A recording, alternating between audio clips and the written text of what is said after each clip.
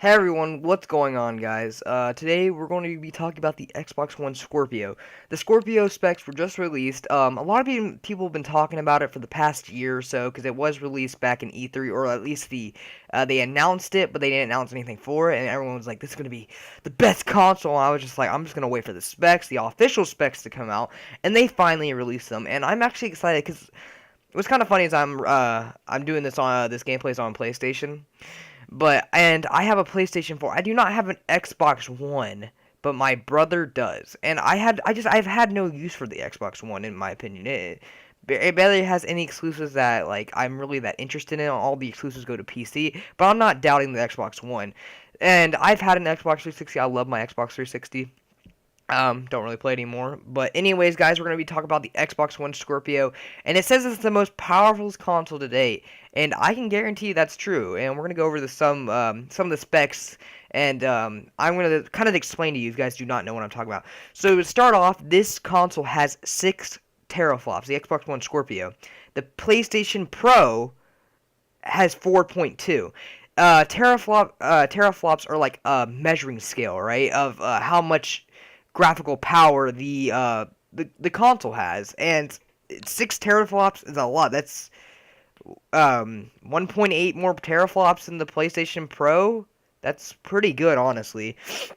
Um, and it has 8 custom times 86 cores, which just there's 8 cores basically, and they clock at 2.3 gigahertz. That's actually really good when the PlayStation Pro and that's for the CPU, and the PS4 Pro is 8 Jaguar cores clocked at 2.1 gigahertz. So it has a 0.2% speed increase, which is actually that's pretty good, and the CPU is definitely really good on it. The GPU is 40 custom compute units at 1,172 millihertz,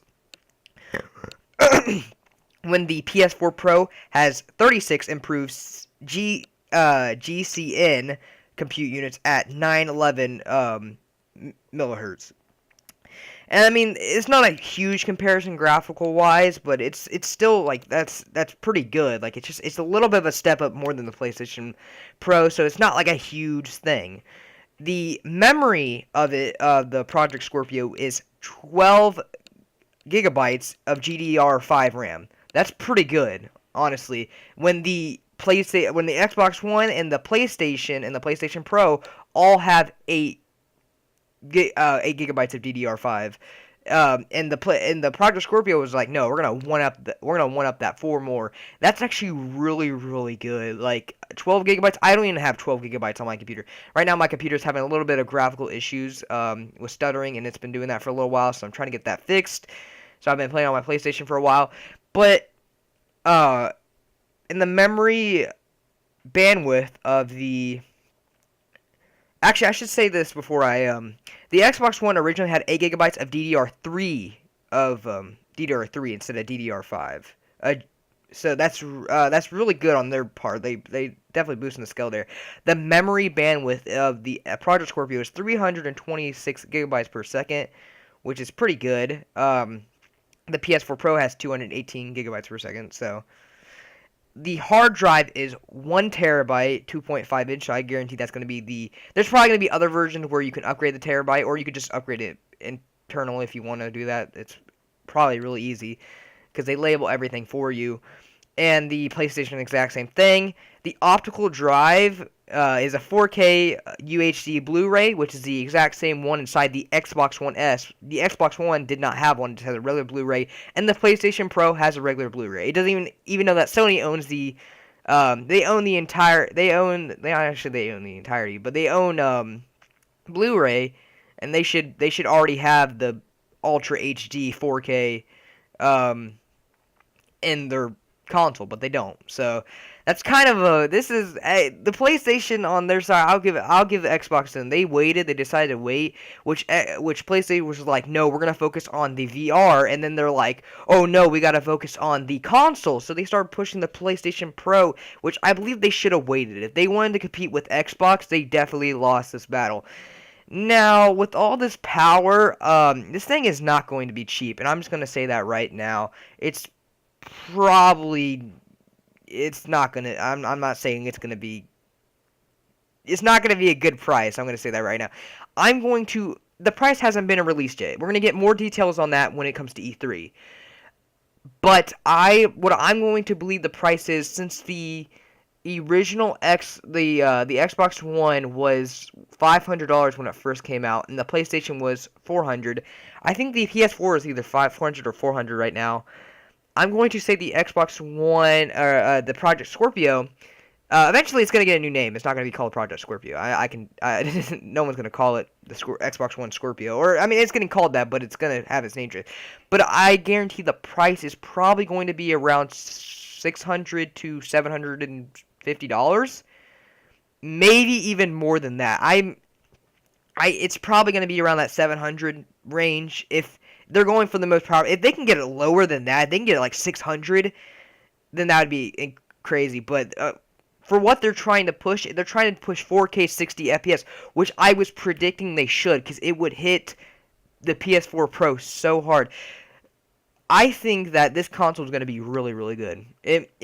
But the problem in the with what they're going with here is that I guess a lot of people are kind of, they're not angry at the at Microsoft, but they're just all over the place, because there's a lot of comments saying, what about the games? Because apparently all the projects Scorpio does is just upgrade the games to 4K, which is good, but people are like, they wanted something at least a little different with the Project Scorpio, and I don't know how to necessarily respond to that. I think the Project Scorpio is going to be good. I think it should have. I think every game, the Xbox One and the Project Scorpio should definitely share games. Like, they have to do it, but it should just upgrade it, which is what the PlayStation originally does. But you can do like 4K 60 FPS. Like, I'm talking like most open world games, because there was a shot of Forza, I believe, the new Forza, or that did 4K 60 FPS. I believe those games usually run at 30. I'm guessing. They assume, because they acted like it was a really big accomplishment, which is on par with PCs. I think they really want to start competing with. They need to stop competing with PlayStation and start competing with PCs, which I believe this is what they're starting to do. They're starting to compete with PCs, because a lot of people want more powerful consoles. There's still a lot of people who really do not care necessarily. There's like Xbox One, and then that's it. But this is a pretty big upgrade from the Xbox One, because the Xbox One, in my opinion, wasn't that good graphically wise. I mean, it did some games, but apparently what they're also trying to push is that Xbox 360 games and original Xbox One games can all be pushed up to 4K, which that is absolutely would be really, really nice. And I might even buy one. I don't know right now. And there's also a big article on it. I don't know if I'm going to link it down in the description, but if you go find, I forgot what it's called, but there's a big article that goes really, really in depth on this. You should definitely check it out. It's really, really interesting, and I think it's going to bring a lot of people into Xbox a lot more. But the problem is, and I've said this, Xbox One might have a good console. Xbox One Scorpio might be a good console, but the price and the games are going to what's bringing it down, because the Xbox One has like no exclusives right now. Like, I'm talking about in the coming future. They have like 4 or 5 or something like that. They canceled one of them. I don't know if they added on. And they're probably going to announce a little bit more at E3.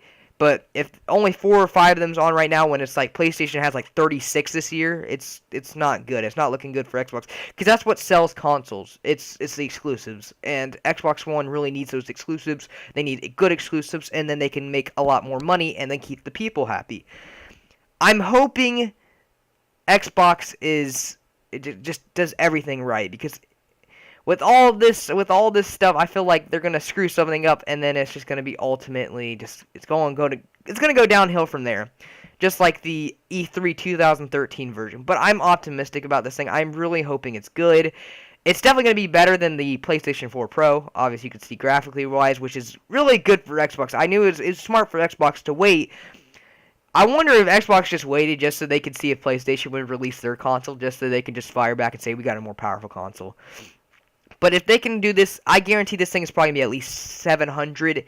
If that's what they're going for. If not, it's probably going to be more. Like, I'm talking like, I'm not going to say, I don't think it's ever going to get to the point where it's 1,000, but it'd just be crazy that way. But anyways, guys, I'm saying probably 750 to 1,000. Looking at that range. But anyways, guys, If it's any lower than that, that's good. But anyways, guys, thank you guys so much for watching. I love you guys so much. Thank you guys for all the recent support. I've been trying to get a lot more YouTube videos, and I've been doing well. So thank you guys so much for watching.